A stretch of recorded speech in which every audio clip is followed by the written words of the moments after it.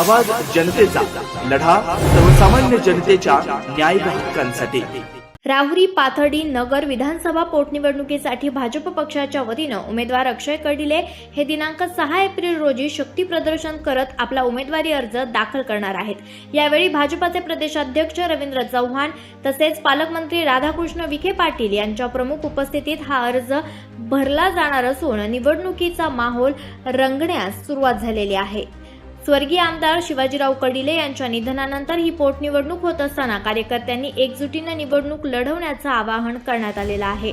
उमेदवारी अर्ज दाखल केल्यानंतर राहुरी शहरातील पांडुरंग लॉन्स येथे भव्य दिव्य सभेचं आयोजन करण्यात आलं असून मोठ्या संख्येनं पदाधिकारी आणि कार्यकर्त्यांना उपस्थित राहावं असं आवाहन उमेदवार अक्षय कर्डिले यांनी केलेलं आहे।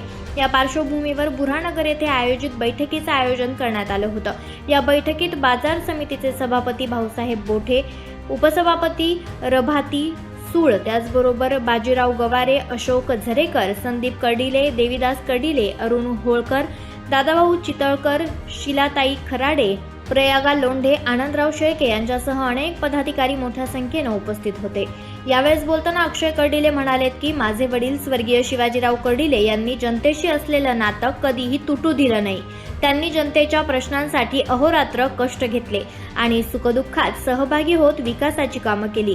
केंद्र आणि राज्य सरकारच्या विविध योजना शेवटच्या घटकापर्यंत पोहोचवण्याचं काम त्यांनी केलं। त्यांचा हा विकासाचा वारसा पुढे नेण्याची जबाबदारी आपली आहे। मतदारसंघाच्या विकासाला गती देण्यासाठी आपण सर्वांनी एकत्रित काम करणं गरजेचं आहे। या निवडणुकीत आपला विजय निश्चित आहे। तुम्ही सर्वांनी माझ्या वडिलांसोबत काम केलं आहे, त्यामुळे मला सांभाळून घ्या आणि जनतेची सेवा करण्याची संधी द्या, असं आवाहन त्यांनी पदाधिकाऱ्यांना केलं।